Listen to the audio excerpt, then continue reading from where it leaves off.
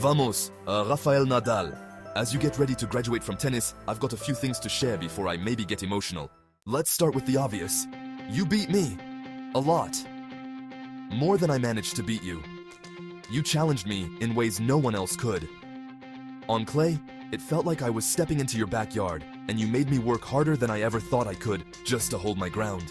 You made me reimagine my game, even going so far as to change the size of my racket head, hoping for any edge. I'm not a very superstitious person, but you took it to the next level. Your whole process, all those rituals, assembling your water bottles like toy soldiers in formation, fixing your hair, adjusting your underwear, all of it with the highest intensity. Secretly, I kind of loved the whole thing, because it was so unique, it was so you. And you know what, Rafa? You made me enjoy the game even more.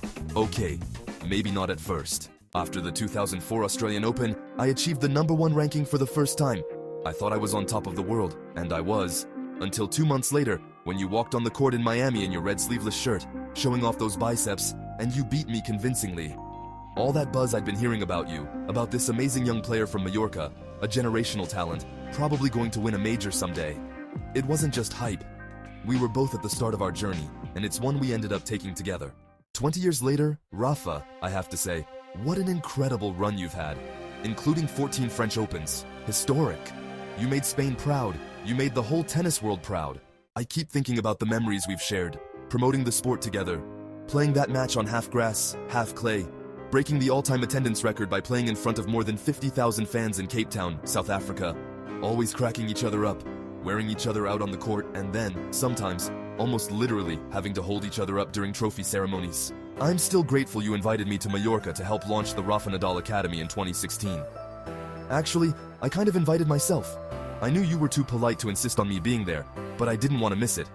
You have always been a role model for kids around the world, and Mirka and I are so glad that our children have all trained at your academies. They had a blast and learned so much, like thousands of other young players. Although I always worried my kids would come home playing tennis as lefties. And then there was London. The Laver Cup in 2022, my final match. It meant everything to me that you were there by my side, not as my rival, but as my doubles partner. Sharing the court with you that night, and sharing those tears, will forever be one of the most special moments of my career. Rafa, I know you're focused on the last stretch of your epic career. We will talk when it's done. For now, I just want to congratulate your family and team, who all played a massive role in your success. And I want you to know that your old friend is always cheering for you, and will be cheering just as loud for everything you do next. Rafa that, best always, your fan Roger.